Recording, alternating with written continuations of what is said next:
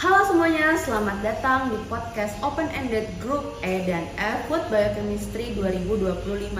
Jadi kedepannya kita bakal ngobrol-ngobrol sedikit nih tentang proses dan hasil dari proyek kita.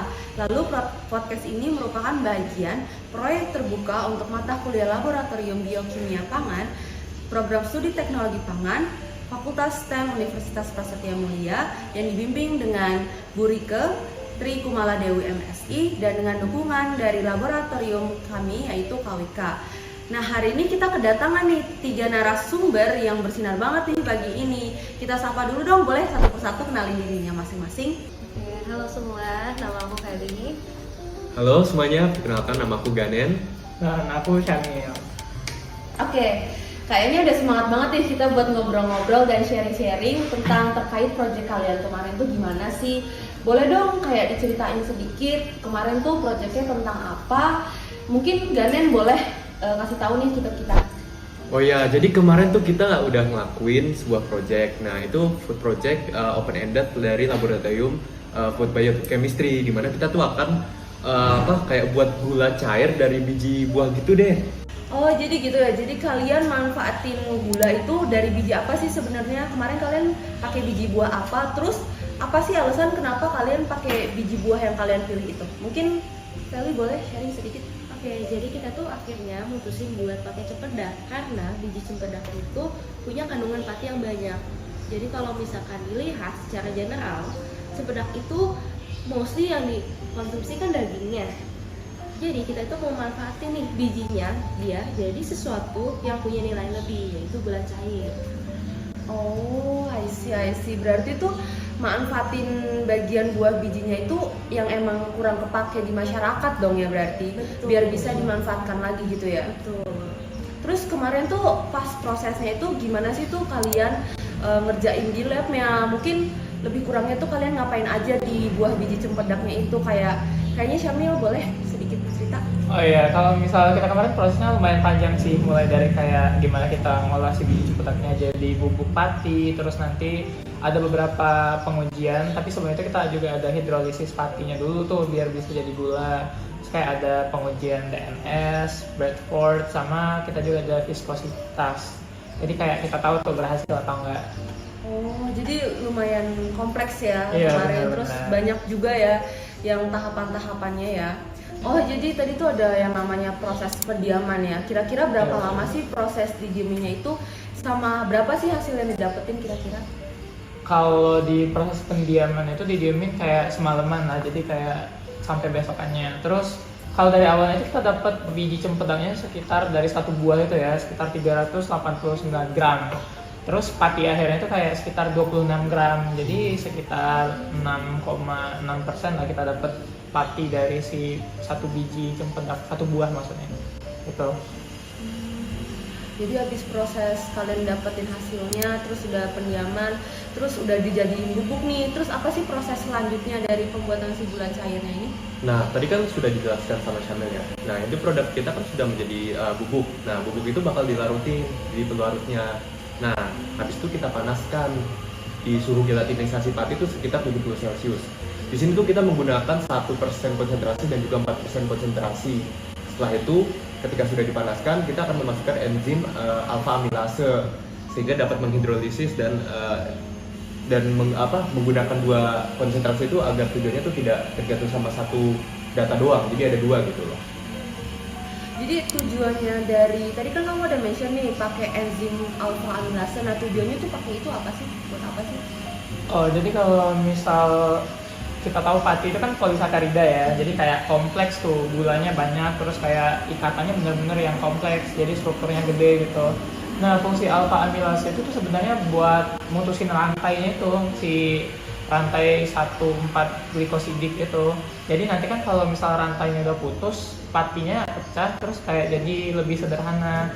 Terus kalau kamu lihat, nanti dia kayak jadi lebih cair juga gitu, jadi lebih mudah untuk dipakai. Oh, I see. Oke nih, tadi udah dijelasin nih, abis dijelasin tentang hidrolisis dari si patinya tuh gimana kan. Nah, terus waktu kalian ngukur si sampelnya nih, ketahuan nggak sih kalau biji cempedaknya itu bakal ngasilin si glukosa ini atau enggak? Kelihatan banget karena setelah dihidrolisis itu absorbasinya itu jadi naik. Nah, tandanya itu berarti gula reduksinya itu terbentuk. Nah, pas kita masukin ke kurva standar, konsentrasi glukosanya itu kalau nilainya cukup tinggi, berarti proses hidrolilisnya berhasil. Dan dia itu mengubah karbohidrat kompleks dalam biji cempedak itu menjadi putih. Oh, lumayan panjang ya. Terus hasilnya tuh bagus atau enggak sih? Jadi gini, setelah kita ukurkan, biji cempedak itu ngasilin gula reduksi yang lumayan tinggi. Nah, buat cempedak satu kita dapat sekitar 1475,70 ppm, itu sekitar 14,76% glukosa. Nah, terus cempedak 4 itu ternyata malah lebih tinggi nih, di range 1692,96 ppm atau 16,93%. Kalau kita lihat secara keseluruhan nih, hitungan rata-ratanya kadar gula reduksi itu sekitar 15,84% loh. Dan angka segitu tuh sebenarnya cukup tinggi ya buat bahan yang asalnya biji, bukan daging buahnya gitu. Yang berarti proses hidrolisis yang kita lakukan itu berhasil memecah karbohidratnya nih, karbohidrat kompleks yang menjadi gula sederhana. Karena semakin nilai glukosanya muncul, berarti efektif hidrolisisnya itu semakin tinggi.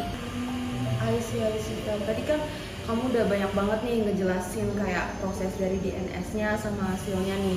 Nah, aku penasaran nih, kalau dibandingin sama standar pati yang biasa dipakai di lab itu sama dengan hasil uji cempedak yang kita gunain ini, kamu tuh gimana? Mirip gak sih hasilnya?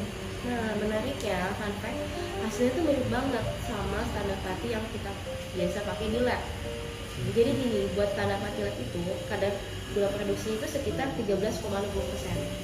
Nah, pas tadi kita uji cempedak, hasilnya tuh nggak jauh-jauh dari rata-rata sekitar 15,84%. Jadi kalau misalkan dibandingin kadar gula reduksi dan hidrolisis biji cempedak itu standar levelnya itu sama dengan pati yang ada di lab. Nah, artinya biji cempedak itu punya potensi yang bagus banget nih sebagai sumber karbohidrat yang bisa kita ubah jadi gula yang lebih sederhana. Wah, keren juga ya, ternyata kita bisa manfaatin yang nggak digunain jadi bisa lebih berguna ya. Terus nih kita lanjut ke gulanya. Nah, kan tadi ada kandungan lain nggak sih yang bakal ikut ke dalam gula tersebut? Terus kalau ada tuh gimana cara ngeceknya? Oh iya, betul juga. Kemarin tuh kita juga mengukur dari kandungan protein dari sisa dari biji cembadaknya itu. Di mana kita tuh menggunakan metode Bradford. Oh, I see. Jadi tadi selain ada proses dari DNS, ternyata ada proses dari pakai Bradford juga ya ternyata. Iya, betul ya. banget. Nah, kalau begitu hasil uji dari si Bradford dari biji cempedak itu gimana sih? Nah, untuk hasil dari biji Bradford dari biji cembadaknya itu kan kita sudah bikin kurva standar kalibrasinya ya tadi. Dan kita juga sudah mengekstrasinya yang 1% hingga 4%. Nah, yang 1% dan yang 4% itu kan sudah dilarutkan. Nah, itu akan kita gunakan dengan larutan Bradford dan juga penyangga fosfat. Nah, itu kita akan di vortex dan juga hingga di spektro nantinya. Untuk hasilnya nanti akan menghasilkan absorbansi dan dimasukkan ke persamaan regresi linear yang sudah kita buat saat di standar kurva kalibrasinya. Nah, di situ kita sudah mendapatkan 0,135% untuk yang 1% dan juga 0,188% untuk yang 4%. Sehingga kalau menurut dari literatur yang kami baca itu sudah di range yang benar lah, di mana range-nya tuh 0,08% hingga 0,47% untuk kandungan protein dari biji cempedak ekstrak dari patinya tersebut. Itu menurut dari literatur Tawirot Janakam. Dimana kalau kenapa sih itu? Nah, itu karena sebagian besar protein dan komponen lainnya seperti lemak dan juga serat itu sudah dihilangkan untuk mengisolasikan dari pati murni dari cempedak itu, biji cempedak itu sendiri. Gitu ya. Jadi menurut kalian nih, hasil dari yang kita dapetin ini nunjukin apa sih tentang kualitas pati biji cempedaknya itu yang kita isolasi, sama apakah ekstraksinya itu udah berhasil sesuai standar yang kalian inginkan atau belum? Oh, kalau misal dilihat dari hasilnya ya, kita terakhir tuh ada uji viskositas. Jadi dari uji viskositas dari si pati kita itu yang udah dihidrolisis itu kemarin kita dapatnya sekitar 1,1 centripoise. Kalau dilihat sih dia jadinya nggak terlalu kental juga nggak terlalu cair. Jadi menurut kita itu cocok kalau mau jadiin liquid sugar. Jadi karena dia nggak terlalu kental, dia lebih mudah kalau mau dijadiin addition ke bahan makanan gitu. Jadi menurut kita berhasil sih. Oh, jadi menurut kalian bertiga nih dari hasil eksperimen yang kita udah lakukan kemarin, jadi menggunakan biji cempedak ini bisa dijadikan liquid sugar ya? Iya, kalau dari prosesnya karena gulanya ada tadi, terus juga mirip-mirip kan sama pati yang dipakai di lab. Terus kalau dari kadar proteinnya udah dikit banget, berarti kan berhasil kan hidrolizisnya. Sama terakhir yang nggak terlalu kental-kental amat, jadi dia mudah tuh kalau mau dipakai. Menurut kita berhasil sih. Oke, sekian dari podcast kami. Terima kasih sudah mendengarkan. See you di next podcast. Bye bye. Bye bye.